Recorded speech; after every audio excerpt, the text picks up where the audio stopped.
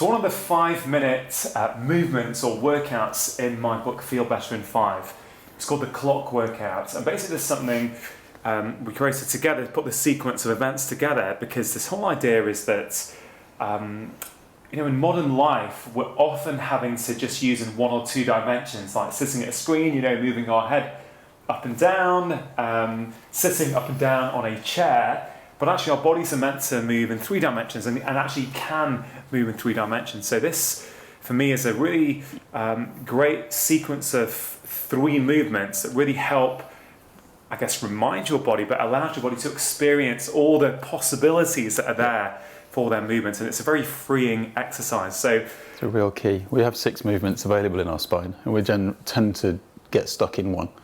And so we're not really able to maximize and access all of the others. So to explore what we're about to do with this whole clock workout is to be able to access and explore all of the movements in your spine as well. Yeah, and one of the things I see, Gary, is that because I won't say forgotten, I guess some of us have forgotten about all these different movements that we should have access to. Often then when we go at the weekends and actually try and engage in activities such as a park run or a long walk, Absolutely. Often we're not sort of firing up the muscles in their optimal way because we've sort of untrained that. And I actually do a lot of these movements before I go and do my park run, let's say. Before I leave the house, I'll actually quickly for 5 minutes just do this almost to wake up my body and get it going. Well, I often talk about reminding your body what it's actually able to do. And so I like them, we might have forgotten it, but we tend to have fallen into a trap of not having access to these movements, and we get used to moving in these kind of fixed forward grooves. And so to explore those before doing a park run is to create an opportunity for yourself to explore your full 3-dimensionality, so that when you go back to your run, you're already experiencing a different accessible way of moving. And I can absolutely feel the difference when I've done this before I go for a park run, or sometimes before I go for a long walk, than when I haven't. My experience, the way I feel that movement feels very different. And you do that enough times and you'll almost never do a park run now without doing it beforehand, because it feels so good when you do it. So the clock workout has 3 movements. We have the lunge clock. We've got the shoulder clock. And the core clock. And the core clock, yes. We've got those 3. So this video is going to teach us basically how to do the lunge clock. So I'm going to sort of go through it. If there's something I'm not doing, I wouldn't say right's the wrong word. If there's something that you can perhaps pull me up on or show me a better way to do it, that would be great.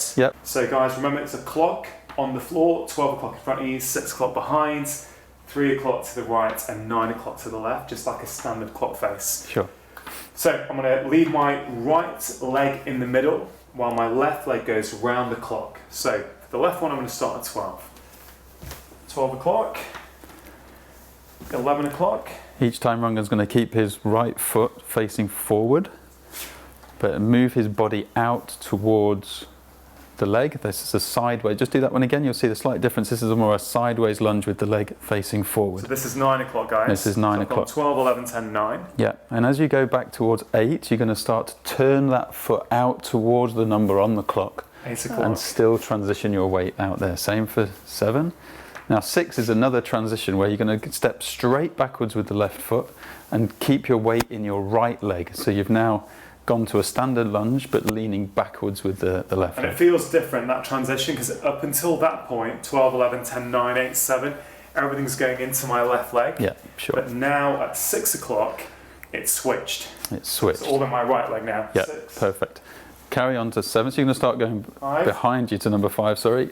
And 4 again, then these 2, the weight's all in your right leg. Even 3. Even 3, and then another one where you're going to switch and go to 2. You're going to step in front of yourself and put your weight back into that left leg.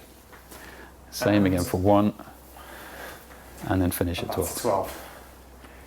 I know I do it regularly, but every time I do it, it feels great. You feel like you just opened glutes, hips, everything feels opened. Yeah, well, it's the movement. You have your legs open, you get to step across yourself to close your hips. The foot's going through a lot of different movements. Yeah, I love that idea of 3-dimensional movement. So that was with the left leg lunging. Of course you can do, and you absolutely should do it with the other leg as well. So I'll just take us through that as well. So left leg's going to be in the middle of the clock face, and I'm going to go around from 12 all the way around until I get back to 12 again. So So at 12 o'clock, left foot facing forward again.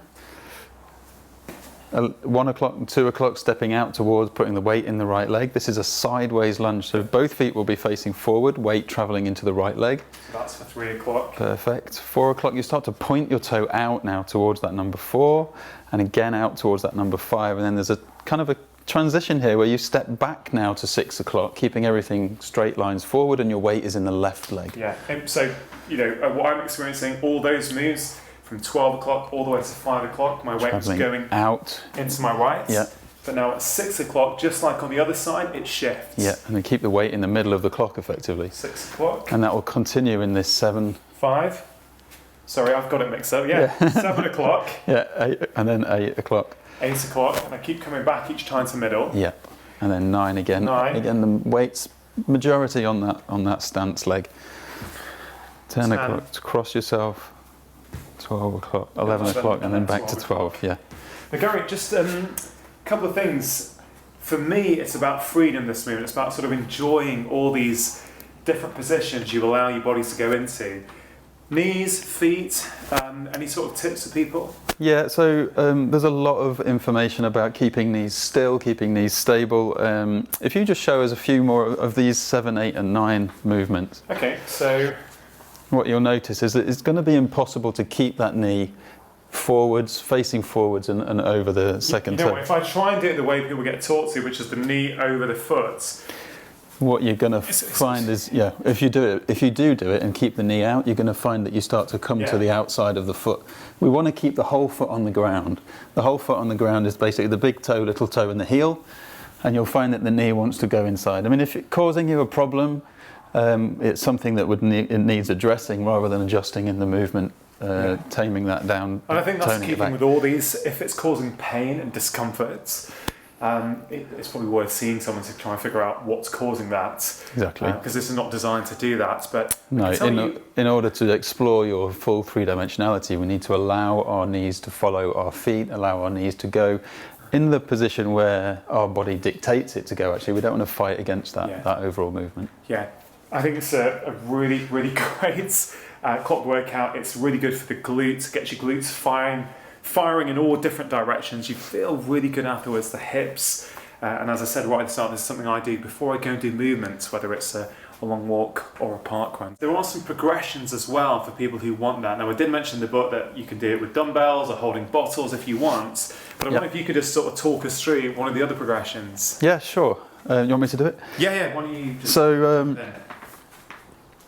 a simple way I would progress this movement is to incorporate the upper body as well. So we had a very dynamic movement around the clock with our legs, keeping the body upright.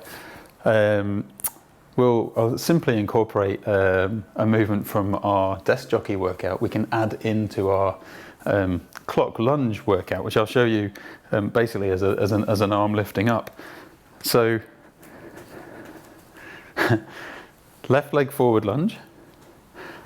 And I would take the right arm and reach it up high. So what it does is it brings this side bend of my spine into every lunge that I do. So if I now go anti-clockwise, leading with the left leg to 11 o'clock, continue to reach up, stand back, 10 o'clock, reach up, stand back.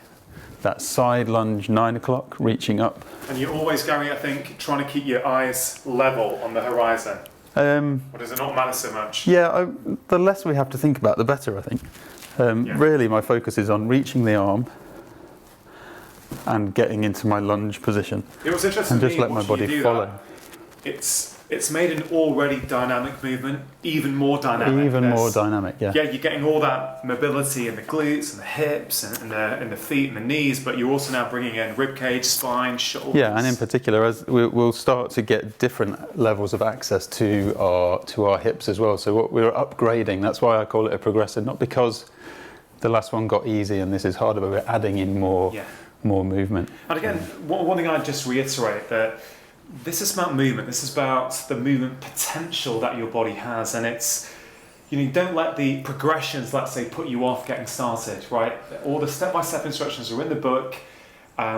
Get going, come and watch this video, try it for a few days, and then come back to the video and just check, I forgot about that little bit or that little bit. I mean, I'm always doing that. Every time I see Gary, I do the movements that are helping me already, and Gary notices a couple of things and say, that's great, but if you just do this or do this, actually it's going to be a little bit better. So, that's the first movement out of 3 movements in what we call the clock workouts, and you can watch video 2 and video 3 for the other 2.